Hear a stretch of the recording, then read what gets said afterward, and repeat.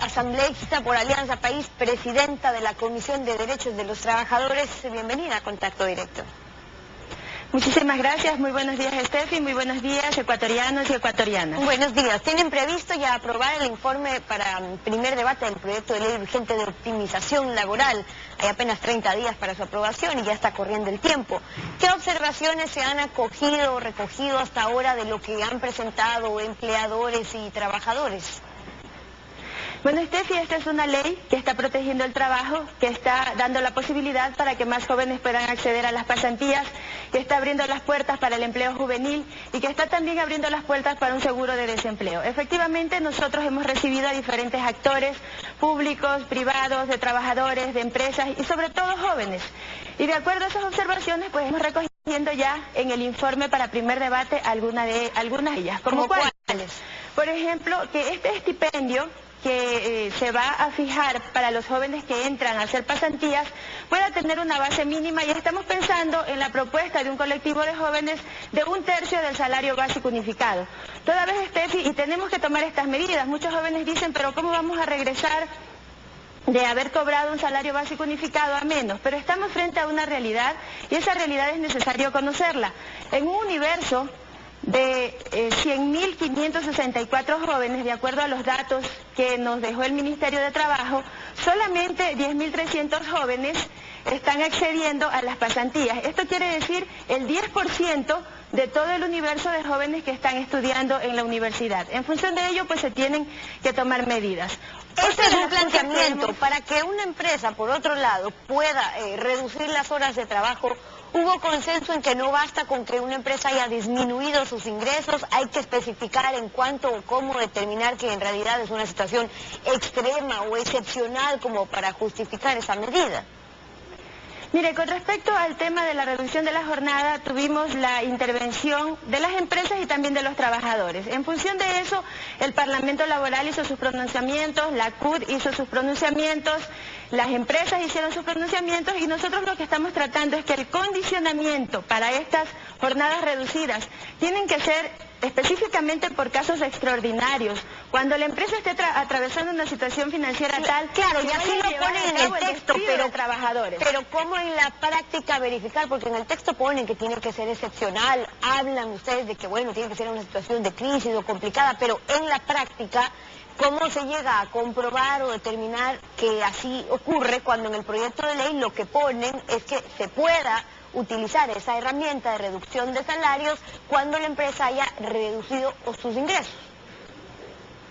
Mire, el SRI nos visitó y nos dice que la reducción de los ingresos en una empresa, cuando va del 30 al 50% o mínimo el 30%, estamos hablando de una disminución de ingresos considerable que puede llevar a la reducción de personal. En función de eso, estamos tratando de incorporar en el texto este 30% de disminución de ingresos, pero también estamos incorporando en el texto que el SRI nos dé el comportamiento financiero de esa empresa en los 3 últimos periodos o en los 2 últimos periodos financieros de la misma, de acuerdo a las declaraciones que ha hecho al SRI. Entonces no estamos hablando de criterios subjetivos, sino de criterios plenamente objetivos y comprobables. Hablan también de que uno de los requisitos es que sea un acuerdo entre las partes, que sería ideal, ¿no? Pero seamos reales, ¿quién va a querer que le bajen sus horas de trabajo y ganar menos? Nadie. Termina siendo más bien una imposición o decisión del empleador. Al empleado no le queda más.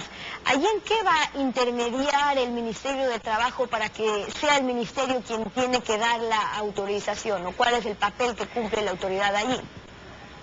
Mire, Estefi, es un requisito sine qua non la voluntariedad. Ahora estamos aquí hablando de una crisis, estamos hablando de una medida temporal, estamos hablando de una medida en donde no se pueden repartir utilidades sino hasta que se hayan pagado las 8 horas correspondientes en el caso de haber, que por supuesto en este ejercicio económico de crisis empresarial dudamos que existan estas utilidades. Sin embargo de ello, esta voluntariedad entre empleador y trabajador va lo más por lo menos. Si a un trabajador le dicen tenemos que disminuir la nómina de trabajadores en un 20%, en un 30%, o en su defecto, para no hacerlo, vamos a reducir hasta 6 horas diarias la jornada de trabajo, entonces allí se ponen en el tapete 2 circunstancias: o me quedo sin trabajo o me acojo a reducir esa jornada. Y en ese argumento asambleísta posicionamiento. ¿Han coincidido en ese concepto en la comisión los empresarios, los empleadores, con esas observaciones? Mire, el Parlamento Laboral, por ejemplo, presentó observaciones al respecto diciendo que se debería ver el comportamiento de la empresa de acuerdo a datos del SRI. Sí, yo me refería a los empresarios. Se tenía que ver ese comportamiento de la empresa. Bueno, los empresarios lo que presentaron fue que se haga un trámite ágil, que simplemente exista la voluntariedad de las partes, pero nosotros tenemos que proteger por sobre todas las cosas los derechos de los trabajadores y trabajadoras. Nosotros somos la Comisión de los Trabajadores y Trabajadoras de la Patria y en función de ello lo que vamos a hacer es proteger el empleo. Lo que vamos a hacer es abrirle las puertas a nuevos jóvenes para que puedan acceder al campo laboral. Ayer, asambleístas, acudieron a su comisión los ministros, el presidente del Consejo Directivo del IES. ¿Fue una reunión a puerta cerrada? ¿Qué fue lo que se dijo? ¿Qué información solicitó usted? Bueno, fue una reunión pública el día miércoles cuando acudieron los diferentes ministros de Estado. Ayer lo que tuvimos en las horas de la tarde no fue una reunión de comisión, sino más bien con los ministros, sino más bien una reunión del bloque de Movimiento País. En la tarde nosotros tuvimos una reunión de comisión, luego de esta reunión del bloque, para poder acoger las observaciones de los señores y señoras asambleístas y poder ir ya sistematizando el informe para primer debate. Pero entonces, para acoger las observaciones de la mañana. Para acoger las observaciones de los asambleístas que habían estado en la reunión con las autoridades, pero solo estuvieron los de Alianza País. Mire, con las autoridades nos reunimos todos los asambleístas de la comisión, claro, pero ayer, miércoles en la mañana. El bloque de Movimiento País tiene todo el derecho de reunirse con los compañeros, porque aquí estamos hablando de un movimiento político en donde somos compañeros, tanto legisladores como ministros, y en función de ello, el bloque oficialista tiene todo el derecho de reunirse. Sin embargo, las reuniones de comisión se hicieron apegadas a la Ley Orgánica de la Función Legislativa.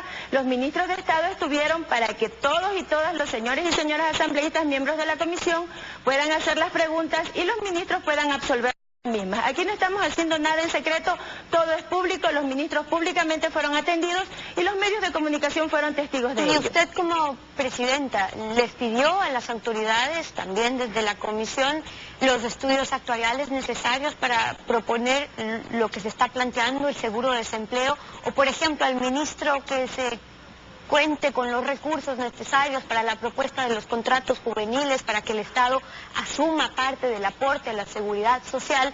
¿Les dijeron si hay un estudio de impacto, cuánto estiman o cómo se va a financiar desde el presupuesto, como informó el ministro? Precisamente nos mostraron las corridas que hicieron con relación primero a cubrir hasta los 2 salarios básicos unificados la afiliación del IES de los jóvenes, con la finalidad de que puedan las empresas tener esto como incentivo e incorporar al campo laboral a más jóvenes. Mire, Steffi, dentro de las brechas, dentro de los grupos etarios, donde hay el mayor índice de desempleo es entre los jóvenes de 18 a 24 años. Estamos hablando de un 12.6 índice de desempleo con relación a el 4.8 general que tiene el país como índice de desempleo, destacando que este 4.8 es uno de los más bajos que ha tenido la historia del Ecuador. Claro, y por eso en 1999 hablamos de 11%, de 14% de índices de desempleo, y en esta revolución ciudadana el desempleo se ha mantenido con una tasa de más o menos el 4%, porque esta revolución ciudadana ha trabajado siempre por precautelar el empleo y por incentivar el empleo. Hay que ver las cifras del desempleo, que son importantes, también las del empleo inadecuado, que suman más del 50% de ecuatorianos, según cifras oficiales, que no tienen un empleo adecuado, es decir, que no están afiliados también a la seguridad social. Precisamente por ello es que se requieren medidas para precautelar y generar empleo, también fuera lo ideal. Ahora, de la información que usted me dice que sí le solicitaron a los ministros, ¿cuál fue el impacto que hicieron, por ejemplo, en el tema del contrato a los jóvenes? ¿Cuánto le costará eso al Estado y de dónde va a sacar la plata del presupuesto?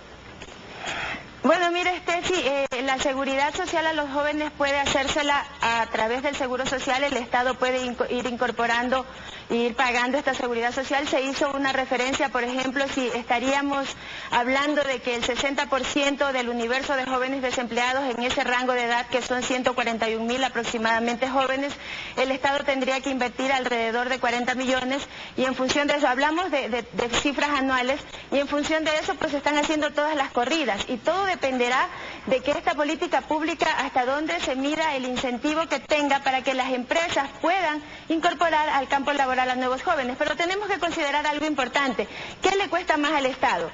El pagar el 2%, el pagar la seguridad social sobre los 2 salarios básicos unificados o un joven sin empleo. Eso tenemos que analizarlo y en función de eso pues tenemos que tomar las decisiones más correctas dentro de la comisión. Claro, lo importante es que luego el Estado tenga como responder a sus ofrecimientos que se están haciendo sobre eso, pues tendremos otra oportunidad para conversar y algunas de las otras observaciones que se han planteado en cuanto al seguro de desempleo y cesantía. Por ahora queremos agradecer a Marieli Vasco, nuestra asambleísta de la Alianza País, presidenta de la Comisión de Derechos de los Trabajadores. A usted por haber estado con nosotros. Gracias. 7:30, vamos a una pausa y al volver en nuestros estudios, Cintia Viteri, asambleísta nacional PSC Madera de Guerrero, integrante de la Comisión de Desarrollo Económico. Ahora, ¿qué alternativa hay al proyecto de optimización laboral para evitar más pérdidas de empleo? Lo revisamos al volver, no se vaya.